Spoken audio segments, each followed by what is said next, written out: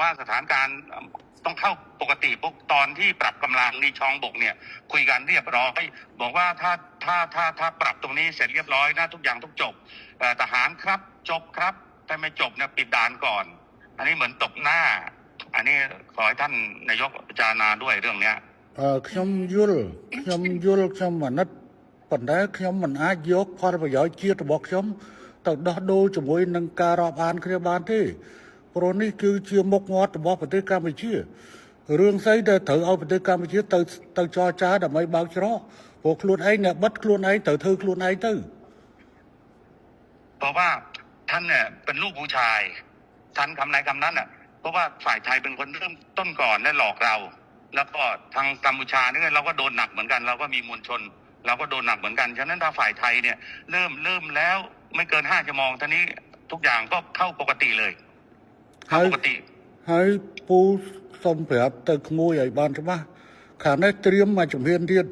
ស្អែកហ្នឹងបើសិនជាមិនអាចនេះបានទេស្អែកហ្នឹងគឺថាកម្ពុជានឹងដាក់មកជំហានទៀតគឺថាបិទការនាំផ្លែឈើនិងបន្លែតាមព្រំដែនកម្ពុជាថៃទាំងអស់កំពុងត្រៀមអនុវត្តថ្ងៃស្អែកหลานที่รักเนี่ยอาบอกได้เลยถ้าเราไม่มีคำสัญญาเรื่องปรับกำลังแล้วทุกอย่างปกติแต่ว่าทหารไทยไม่ยอมเปิดด่านพวกนี้ทั้งนี้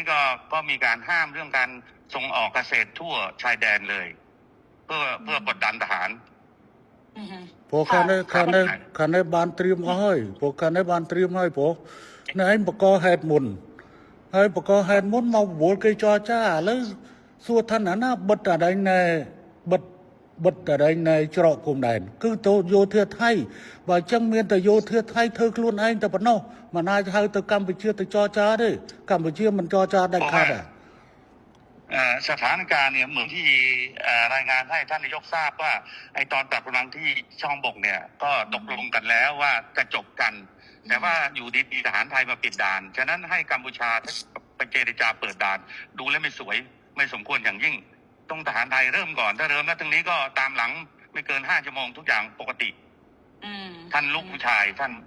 จะเป็นลูกก็เดี๋ยวจะลองคุยกับทางกลาโหมดูค่ะแต่ว่าจริงๆแล้วเนี่ยตอนที่คุยพี่ว่าลองพูดด้วยละกันว่าจริงๆแล้วถ้าท่านฮุนเซนอยากได้อะไรให้บอกจะได้คุยกันได้ตกลงกันได้ค่ะเพราะว่าบางทีที่ท่านโพสต์ Facebook ออกมาคืออิงตอนนี้ก็คือรัฐบาลสั่นคลอนที่สุดแล้วค่ะตั้งแต่อิงเป็นนายกมาก็คือเรื่องกัมพูชานี่แหละซึ่งอิงไม่ออกมาตอบโต้อะไรทั้งสิ้นเพราะอิงก็รักแล้วก็เคารพท่านเพราะฉะนั้นเนี่ยจริงๆแล้วถ้าจะเอาอะไรจริงๆให้บอก